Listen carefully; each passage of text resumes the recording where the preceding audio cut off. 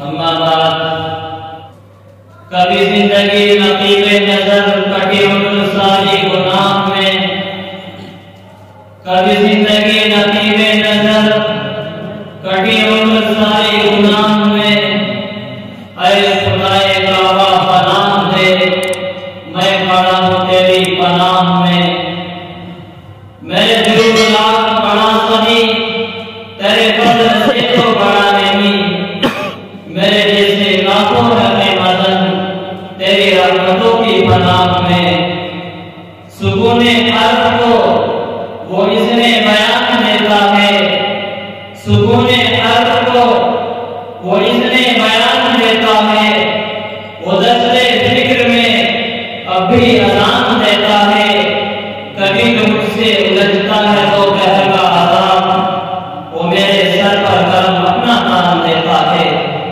اور میری خطا تو ہے محشر میں جستجو اس کی، میری خطا تو ہے محشر میں جستجو اس کی، جو لفظوں کو ہمیشہ امان دیتا ہے، گنجا و گل کو تبسمی وہی دیتا ہے، دانے قائد کو ترنمی وہی دیتا ہے، اور رحمِ مندر میں روزیوں کا وہی مالک ہے، بے زبانوں کو تکلم بھی وہی دیتا ہے، جس کی تعریف و توصیف الحمدللہ رب العالمین، صفت کریمہ الرحمن الرحیم، ملکیت کبریٰ مالک یوم الدین، طریقہ عبادت ایاک نعبد و ایاک نستعین، راہ نجات اہدنا الصراط المستقیم، اس پر چلنے والے کروڑوں خوش نصیب، صراط الذین انعمت علیہم، اس سے بھٹک جانے والے ہزاروں بد نصیب، غیر المغضوب علیہم ولا الضالین۔ اور میں الہی میری کشتی کو دے دے کنارہ، الہی میری کشتی کو دے دے کنارہ، فضل و کرم کا اپنا دے دے سہارا، ہو نگاہ کرم کچھ ادھر بھی، میں نے طوفان میں تجھ کو پکارا، غرق ہوں بحر عصیان میں یارا، اب کے دربار تیرا سہارا، روز محشر میں کافی ہے ہم کو تیرے فضل و کرم کا سہارا، اپنے بے پائے نورے نوری سے تو نے بزم جہاں کو سنوارا، اب سجا میری بزم تصور، اب تو فرقت نہیں ہے گوارا۔ حضرات محترم، یہ واقعاتی بندہ اپنے علم کی تمام توانائیاں نچوڑ کر علامہ ضیاء کی آواز پیش کرتا ہے کہ تو اپنے لطف کا ہم پر نزول کر یارا، تو اپنے لطف کا ہم پر نزول کر یارا، عطائے جلوے ذات رسول کر یارا، میرے رسول کے خالق میرے نبی کے خدا، کسے کم یاد کرے تجھے بھول کر یارا۔ حضرات محترم اور معزز سامعین کرام، آج کا ہمارا اختتامی و اکرامی پروگرام جس مقصد کے تحت پیش کیا جا رہا ہے اس سے آپ حضرات بخوبی واقف ہیں۔ حضرات محترم، میں آپ کو بتاتا چلوں کہ ہماری انجمن بزم رحمت سال و سال سے اپنے مقصد کے پیش نظر آیا اور جاری اور ساری ہے۔ الحمدللہ ثم الحمدللہ، ان سال میں بھی آپ حضرات کی نیک دعاؤں سے ہم سب کو ایک اختتامی اور انعامی جلسہ کرنے کی سعادت ملی۔ اللہ تعالیٰ سے دعا ہے اللہ تعالیٰ ہمارے اس پروگرام کو کامیابی و کامرانی کی منزل تک پہنچائے۔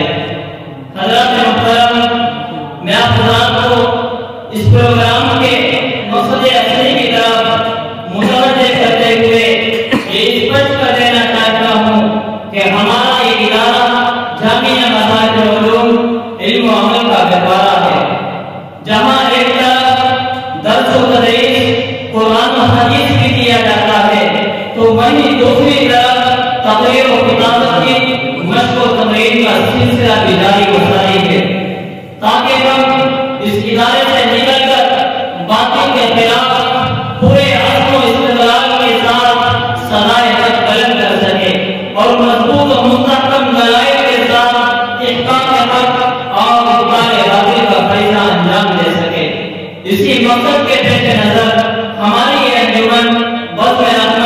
جو سال کا سال سے اپنی ذمہ داری کو بخوبی نبھا رہی ہے. اللہ تعالیٰ اس انجمن کو ترقیات کے اعلیٰ سے نوازے. میرے دوستو، قرآن اور صاحب قرآن یہ دو الگ الگ موضوع ہے. اگر میں یہ کہوں کہ دونوں ایک ہے تو اس میں کلام نہیں، اس لیے کہ قرآن کی وحی ہے اور صاحب قرآن کی وحی ہے.